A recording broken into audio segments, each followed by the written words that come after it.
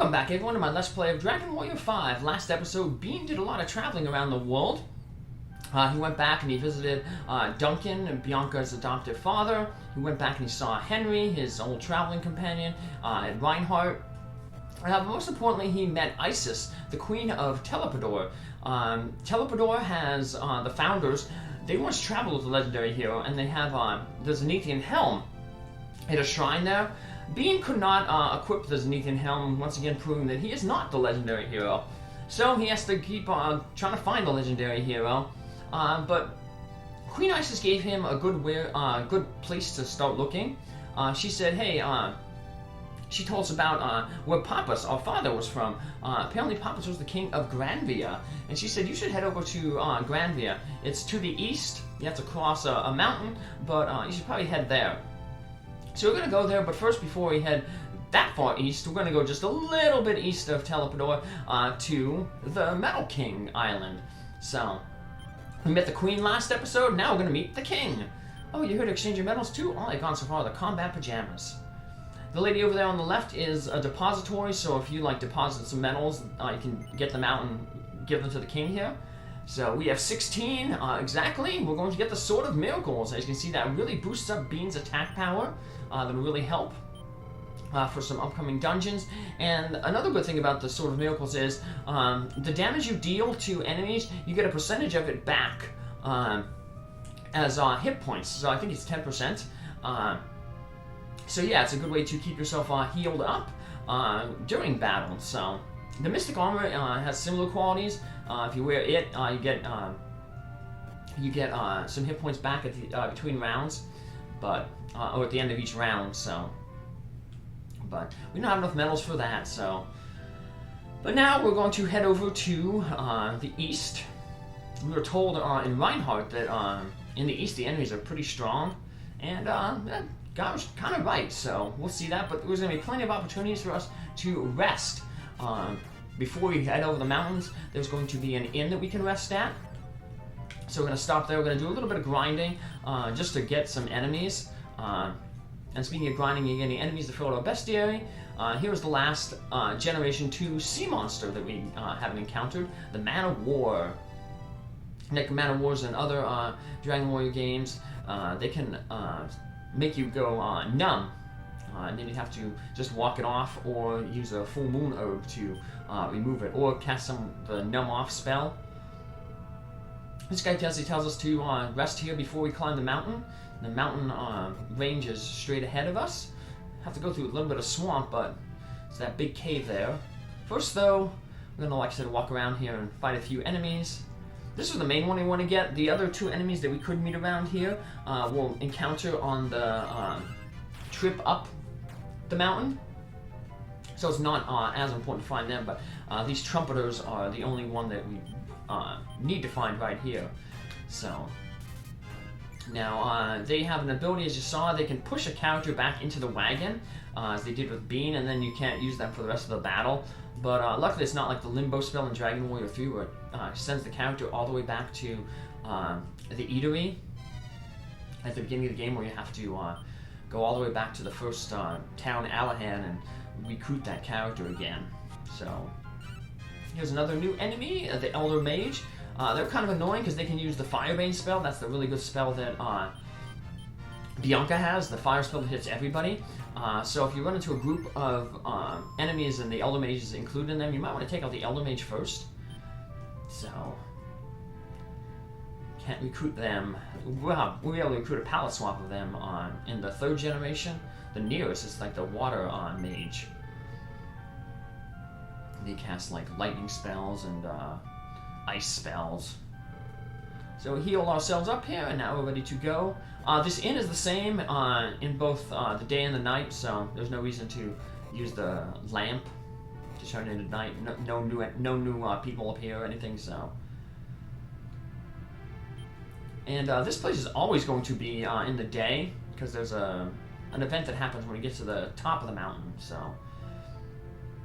we have, like I said, the enemies are stronger here, but we have a lot of places to rest up. There's going to be a healing point in the middle of this up to the mountain, and then once we get to the top of the mountain, there'll be a village there that we can stop and rest at.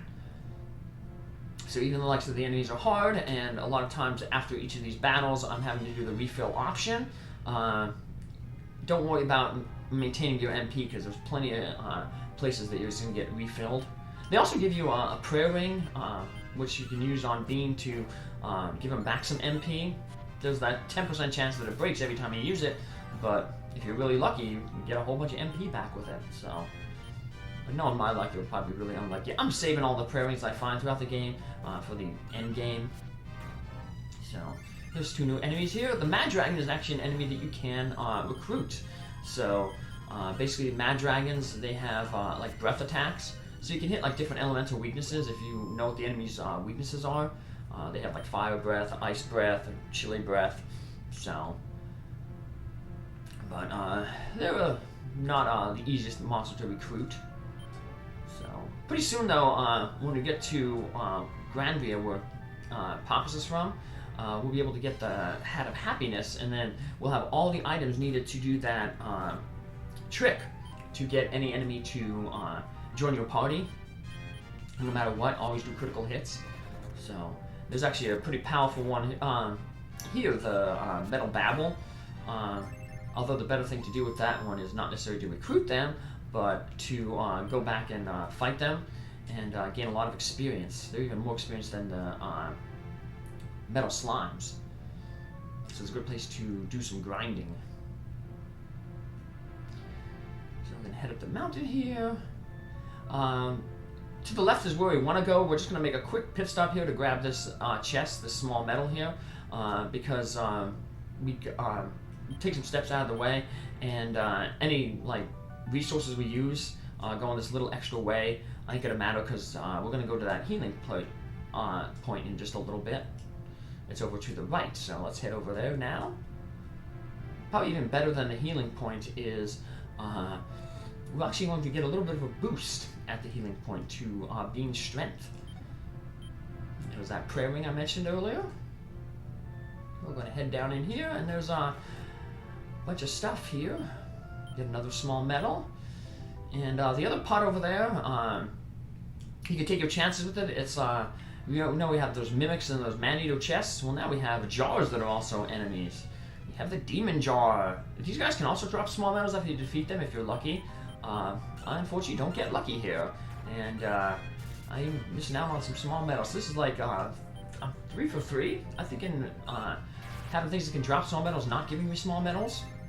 And usually the drop rate is pretty consistent, so. But, oh well, didn't get the small medal. We're gonna head down here, talk with this lady here, and she seems kind of suspicious. Hee hee hee, my dear traveler, are you lost? No, really? Then please be careful on your way. Hee hee hee. And if we say that we are lost, she says, why don't we spend the night here? If we say no, then she goes back to that, then, you know, just be careful. But we're gonna stay the night here. You wanna stay the night? Because like I said, it's a free heal, and even though she seems sinister, she's actually a nice lady, and we'll see that here. Bean, wake up, that sound. What is that? It sounds like someone sharpening a blade. Are you gonna check it out? If we say no, well, yeah, you're right. Let's just ignore it and go to bed. And then the lady comes back down. Oh, you're awake? I put a spell on you so you'd sleep better, but I guess it didn't work too well. By the way, take a look here. I sharpened your sword for you, pup. And his strength, Bean's strength increased by 5. So it's not really she sharpened the sword, it's just that she gives that plus thing. Now if we do say we do want to check it out, it sounds like someone's sharpening a blade. Are you going to check it out? Yes. Find out we can't move. Be careful. Try to move off the bed. You can't. You're frozen to the spot.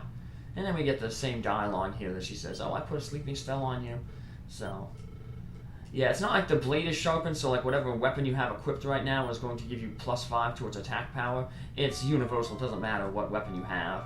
You're getting that plus 5, so that's nice. And it's also nice that we got a heal here, so. And apparently that laugh is just an odd tick of hers, so she said don't worry about it. Like I said, it seemed like she was evil or something, like she was laughing at us, so we couldn't trust her, but turns out it was really good, so.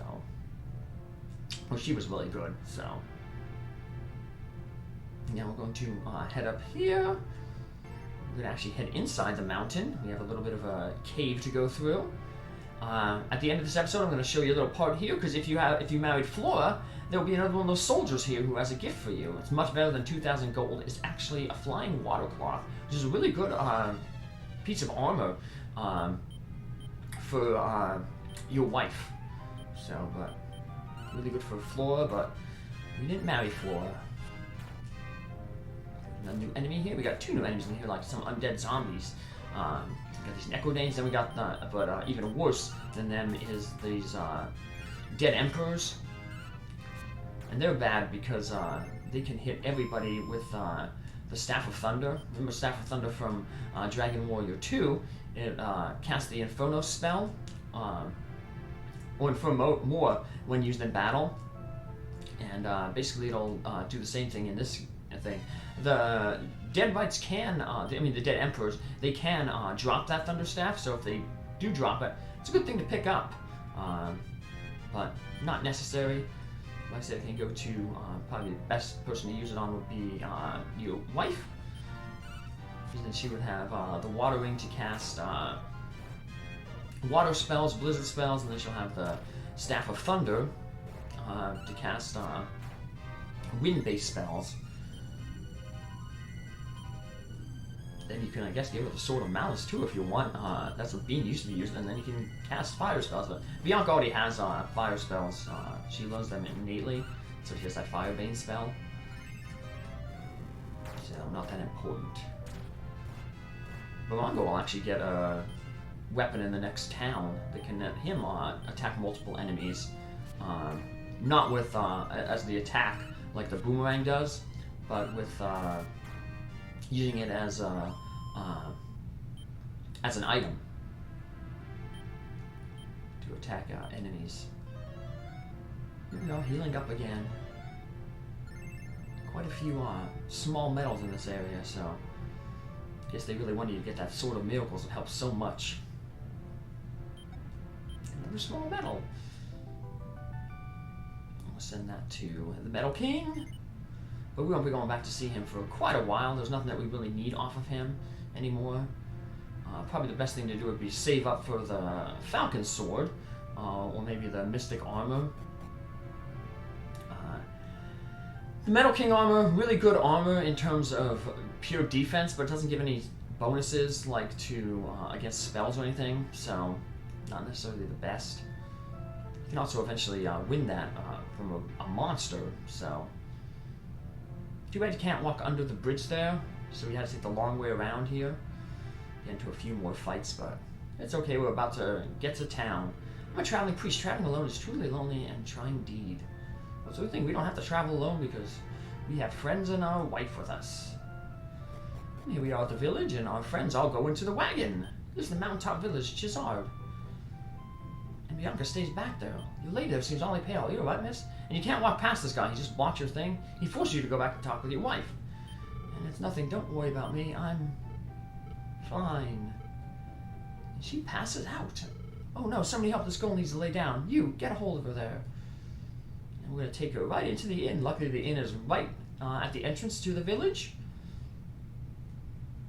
So Bianca's a little tired here. She doesn't have a fever, so it might just be exhaustion. But at any rate, why don't you get some rest? I'll be off for now. So yeah, we get to heal up again. And we get to explore this town. I'm glad that it wasn't serious. That's your wife. Hey, wow, what a looker. Hey, you don't let her restrain herself. You have to take care of her. It wasn't very nice of that guy to say, like, your wife's a looker when his wife is right there in front of him. You're gonna find out. So, I'm sorry, Bean, I didn't mean to worry you, but I'm okay now. I just feel tired all of a sudden. I think I'll take a nap. Good night, Bean. We rest up, heal ourselves up again. And, she's feeling much better. So excited about going to visit your hometown. Well, let's get going. Let's go and talk with all the people here. Get the monster lore. That lets you just, like, kind of summon an enemy, an attack automatically appears. Kind of like the whistle ability. And, next I do find out that that lady is the wife of the guy who helped Bianca in. And they apparently just went on a trip here too, so. Like Bianca, she said it was a pretty tiring journey up that mountain, so. Long ago, when there weren't so many monsters, anybody who wanted to could come to this village. Not a lot to do in this village. There's some like hidden areas though, like so you can walk under the like the porches. You find a fighter's hair there. You can use that in battle. It casts the by-kill spell on whoever uses it. So it's good if you don't have the by-kill spell. Right now we have the by-kill spell though. Bianca has it. So, but you can use it to so you can use that to basically get 2 people by-killed up. Use that one, and then Bianca casts by-kill on somebody else. Granvia's Queen Martha pivoted some power from the demon world. Don't know the exact nature of that power, but her eyes were so. When I looked into them, I felt an entire soul at peace. Come to think of it, we apparently have that same power in our eyes. Got another small medal there. The king of Granvia, who set out in search of his lost queen, is yet to return. Without a king, though, that country can't be doing too well. Granvia Cure's name pops in. Oh, what a noble man he was. Yep. And here's the weapon shop. The only thing you want to buy is that Flame Claw. It casts, I believe, the Firebane spell when used in battle. So, you get it for Barago there, but Barago's still mainly going to be an attacker. But being an attacker, that will increase his attack power. So, that's good. And then, we'll go over to the armor shop here. Not that we really need anything from the armor shop. But we can sell some stuff. If we would have still had Merlin, the wizard robe was a nice pickup for him. Like I said, we shifted him out for Bianca. So let's just get rid of a bunch of our equipment here, make some room, because there's a lot of treasure. We went up the mountain, now we got to go down the mountain, and then going down the mountain is much longer, and there's a bunch of treasure chests, so we want to just empty our inventory as much as possible, so we don't have to leave anything behind. I got an iron claw from some of those mermen, the Merzons on the sea. That's where that came from. That's the second one I got off of them from dropping, so. We don't need that monster lore. So we're just making some inventory space. We can head out this door here. See this guy over there. Over to the right, if we go just a little further, there's a nice little picture. You see the castle. So this guy tells us if we cross the bridge. See that castle you saw from the bridge? That's the Granvia. We're going to see that when we cross the bridge in the next episode. But there's not much more to do in this episode. We're going to head to the, because like I said, going down, it's going to take a while to go down because it's a pretty decently sized dungeon. So we'll save that for the next episode, and we'll just make our save up here in the mountain village. And then we'll come back in our next episode to go down the mountain and head to Granvia. But first, like I said, I'm going to just put in that section of what happens if you married Flora. We'll see that we get the flying water cloth. So we save our game here, and then I'll do that little cut jump. So, as I said, the flying water cloth is normally not available until the next generation. So getting it early here is really, really nice. So, hey, if I'm not mistaken, you're Flora's husband. Flora, you're here too. We got one of those mad dragons in our party, you see here. So, yeah, we get the flying water cloth, and you can just see how good it is, how much defense it gives more to Flora here when we hand it over to equip it to her. But it's probably better on somebody else other than your wife, because unfortunately our wife is not going to be with us much longer. Take care, and we'll see why in a little bit. Take care, have a good one. Bye.